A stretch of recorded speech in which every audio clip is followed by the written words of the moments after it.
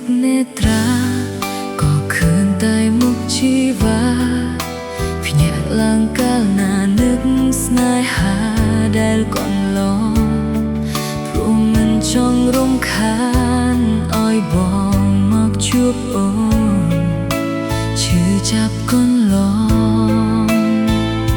ក្នុងចិត្ត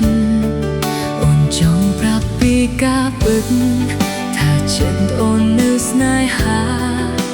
ត្រឹមតែពាក្យមួយថាឲ្យបងយល់ចិត្តអូន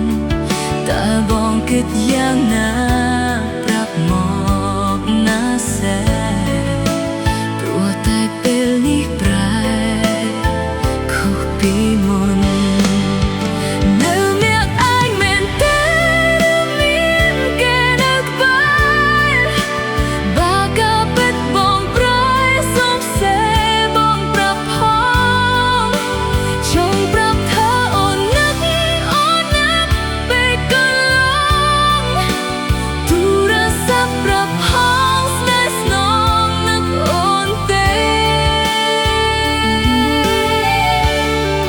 បើមានគេនៅក្បែរបងនួលអងអូនច្បាស់ជាសូនបានត្រឹមឃើញភ័ក្រស្ងួនពីពេលនេះតទៅតែអូនសូមអង្វរកុំមានរឿងដូចនោះសេអូនពិតជាស្មោះពេញបេះដូង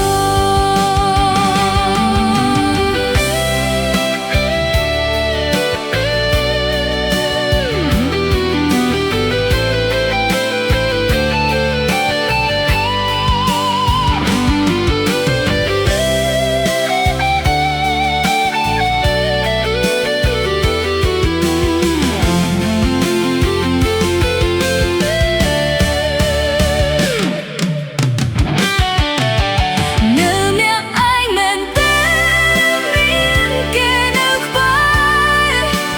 បើក៏ពិតបងប្រែសុំសេបងប្រាប់ផងចង់ប្រាប់ថាអូននឹកពេលកន្លងទូរស័ព្ទប្រាប់ផងស្នេហ៍ស្នងនឹកអូនទេបើមានគេនៅក្បែរបងនួលអងអូនច្បាស់ជាសូនបានត្រឹមឃើ